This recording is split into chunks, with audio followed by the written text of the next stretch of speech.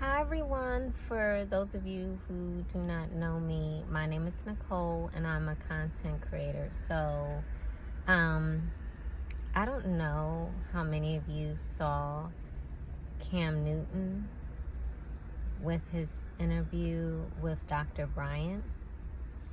But I just wanted to volunteer some information, and I hope and pray that this message blesses you.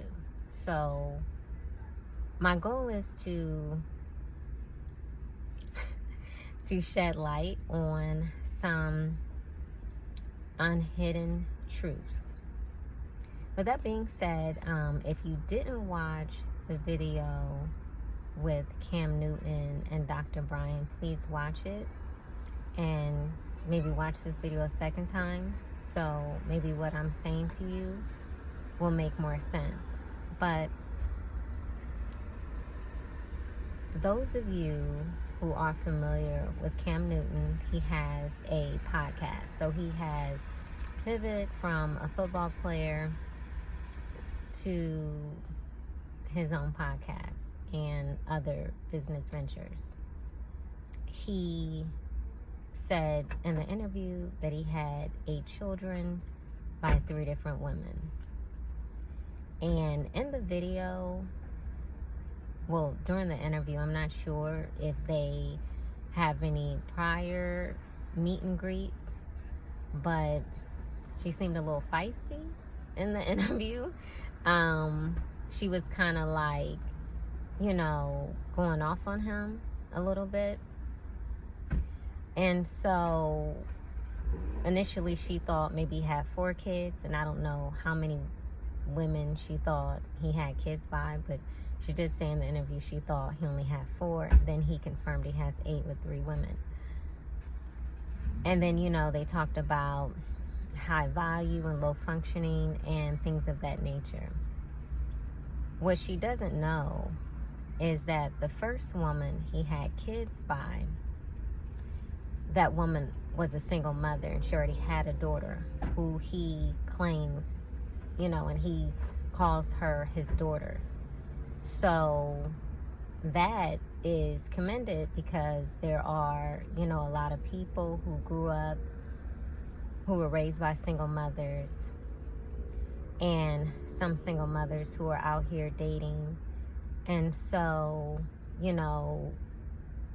it is promoted to not step up and help someone and be a stepdad. That's, that's being really promoted these days. So for Cam to step up and, take on a stepdad role, that's high functioning. So I just wanted to acknowledge that, because oftentimes Black men are not given their flowers, right? And so the second mother of his children, he has options. He lives in Atlanta. He's successful. And that wasn't something that was planned, right? It's just something that happened, but he's gonna own it, wear it, be a father to his children, right? And the third woman, who he's currently in a relationship now, of course he's not going to stay single. He's going to move on. You guys can Google the ratio between men and women in Atlanta. He has options, right? He's successful. So now he has 8 kids by 3 different women. Go watch the interview, because oftentimes when you come from a single mother, 1-parent household, father's not there for whatever reason, because it's 3 sides to a story. It's your mom's side, your dad's side, and the truth. And unfortunately, you might go your entire life and not know the whole truth, right? It's unfortunate, but it happens. So with that being said,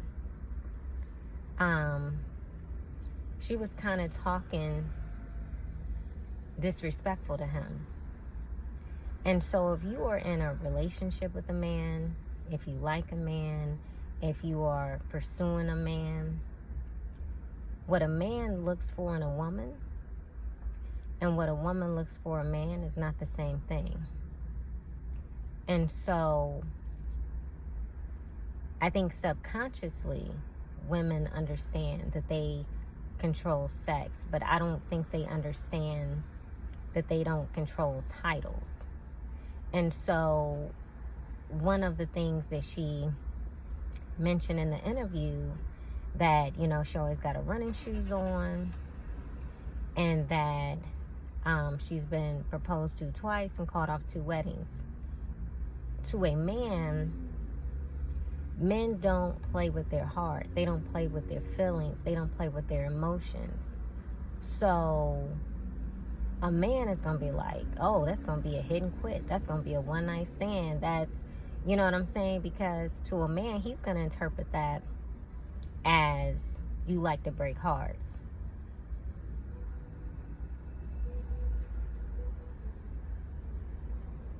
When it comes to him having 3 children by 8 different women, and she talked about him going out here and creating broken homes, even if that was the case, he's a grown man, and that's legal. He can legally have as many children by as many women as he like, and these women are agreeing to his program. So it takes 2 to have the baby. You get what I'm saying?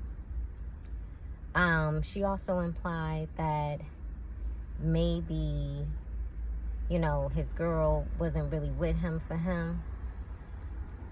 I want to volunteer some information, because we don't know what we don't know. And a lot of times we are encouraged to be disrespectful to your husband, your fiance, your baby daddy, your friend with benefits, somebody you like on the job, just whoever. This is why some women are placeholders. This is why some women get ghosted. This is why some women,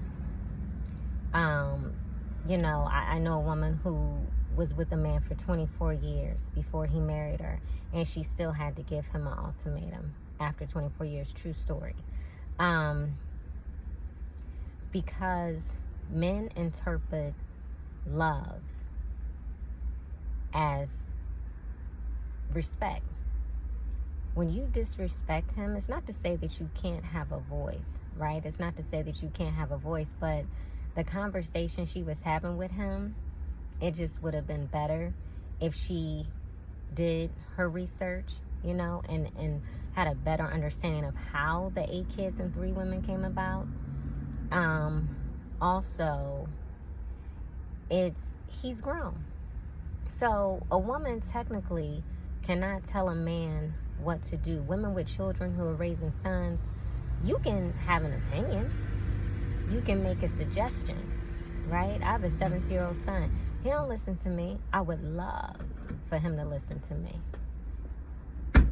He do what he want to do, right? So if you are a woman dating a man,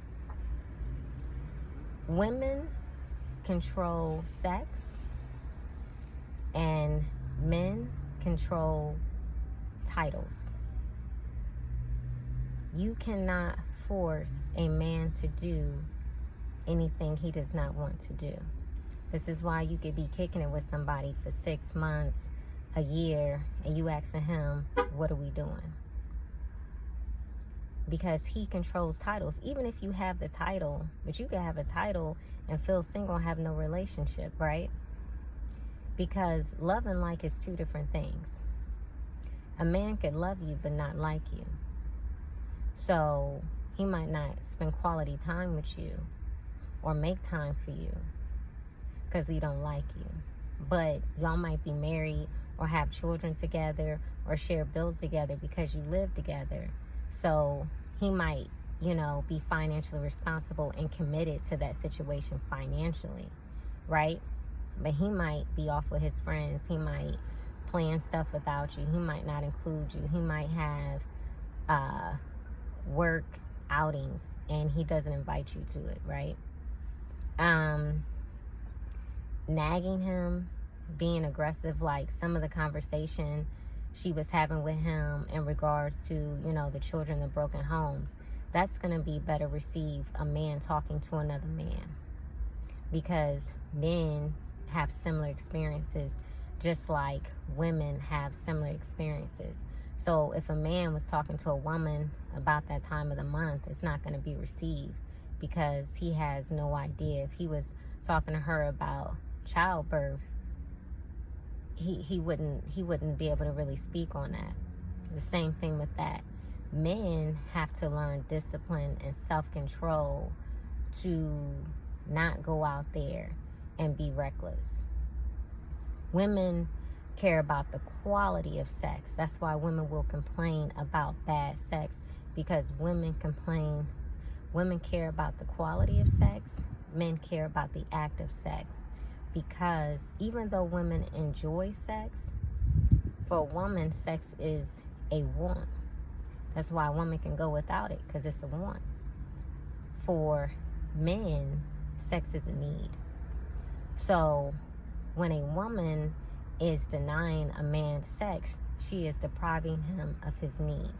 And so when you are talking aggressive to your man, your baby daddy, your fiance, your husband, and now you're mad and you're depriving him of sex, which is a need for him, then you making it easy to become a placeholder. You making it easy for him to ghost you.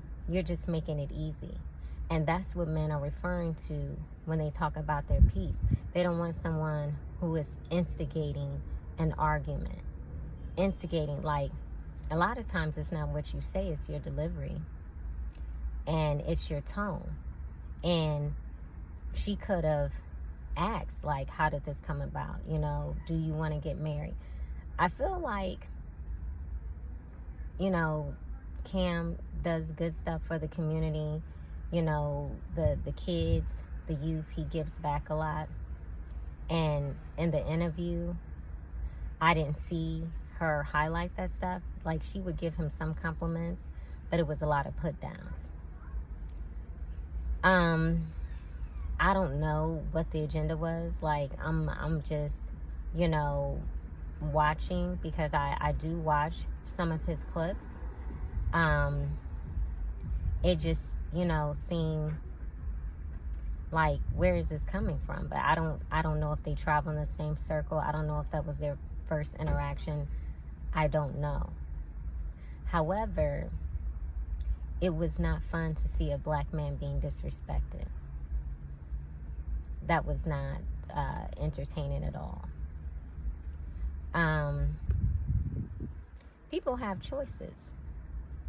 And so this video is to hope that if you watch Cam Newton's video, his interview, when he interviewed Dr. Bryant, if you want a healthy relationship, if you want to get married, if you don't want to be a placeholder, if you notice or see yourself doing these things, acting in these certain ways, just try to be mindful of that. My son was dating this girl, and she talked to him very similar to how Dr. Bryant was talking to Cam in the interview. And I saw it in his text message, because I'm his mom. He's not going to tell me a lot, so I have to do my own research. And so, I text her. I said, hey, this is his mom, and I don't like how you talk to my son. And she was like, oh, ma'am, I'm sorry, this, and that.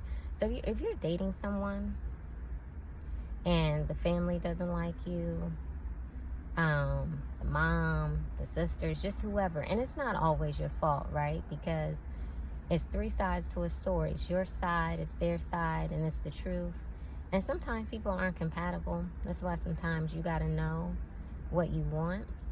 And if you just kicking it, just kicking it. And don't ever try to make a temporary situation a long-term goal, right?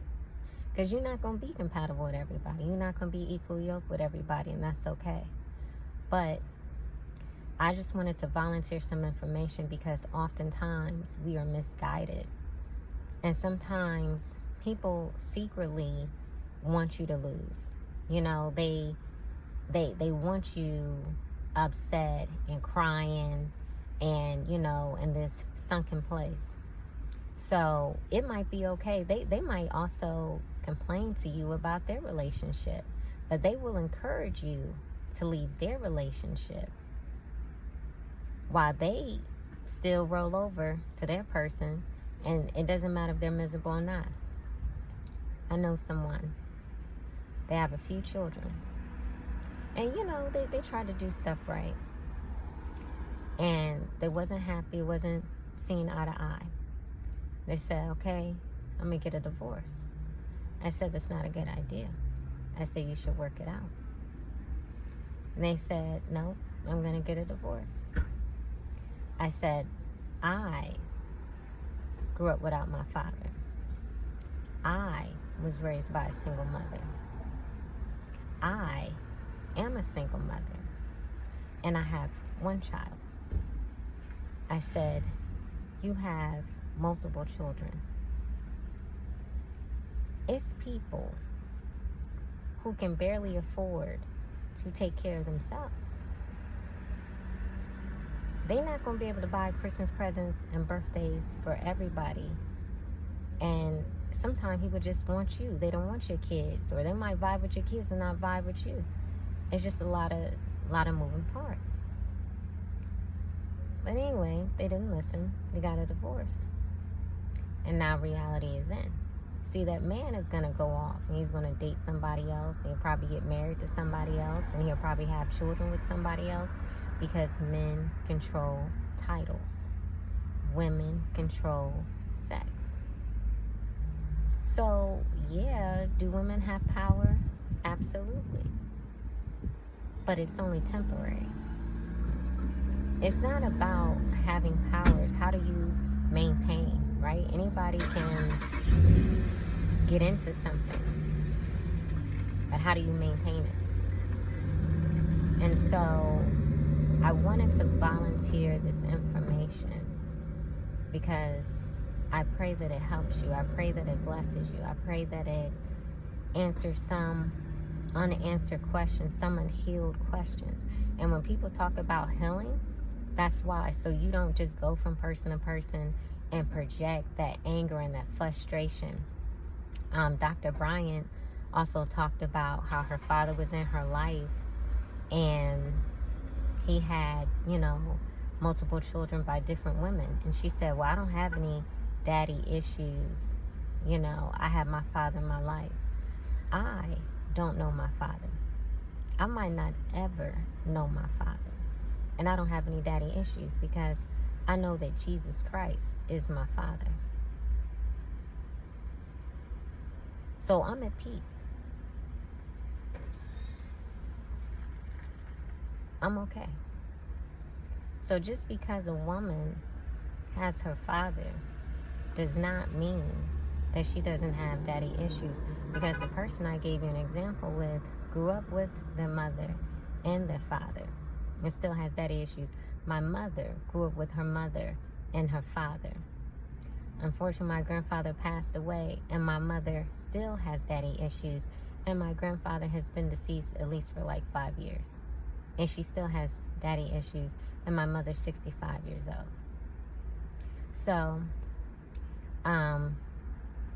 just, you know, be mindful of how you're treating a man that you are interested in, that you want to receive love from, that you want to feel an emotional connection from, that You want him to spend quality time with you. You want him to consider you. A lot of it is just all in how you talk to him. Don't talk at him. Talk to him. But blessings to you. My name is Nicole, and I will talk to you later. God bless. Bye.